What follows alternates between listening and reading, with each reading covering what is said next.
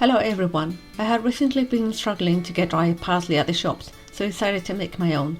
Here I will show you how I did it as well as how much I yield at the end of the process. We all know that dehydrating any food will reduce its weight due to water loss, but by how much? Let's find out. Dry parsley usually comes in 11-gram jars, which cost roughly 60p depending on where you buy them, whilst a bag of fresh parsley usually has 25 grams and costs about 50p. Here I have got two 25-gram bags of fresh parsley from Asda for the sole purpose of drying them and storing them for later use as dry herbs.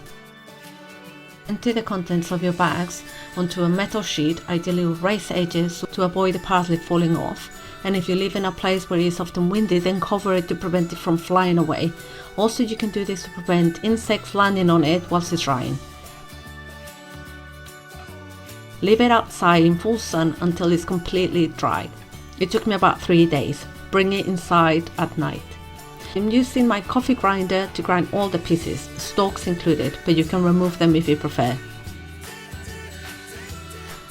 Go in batches and then store in airtight containers for later use. Here I am weighing the end product for you to assess how much I yield out of the 50-gram bags of fresh parsley.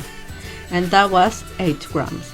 So roughly every 25-gram bags of fresh parsley will give you 4 grams of dry product. So unless you have a plant growing outside giving you a surplus all the time, then buying fresh to do it this way is not cost effective, as you can see, as you will have needed 3 25-gram bags coming at £1.50 to get the 11 grams of dry product that you will have got in a jar if you have bought it in the shop, which will only have cost 60p.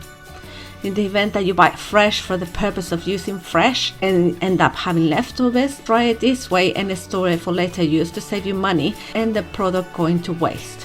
Hope this video was helpful, and I'll see you in my next video. Until then, stay strong, healthy and happy.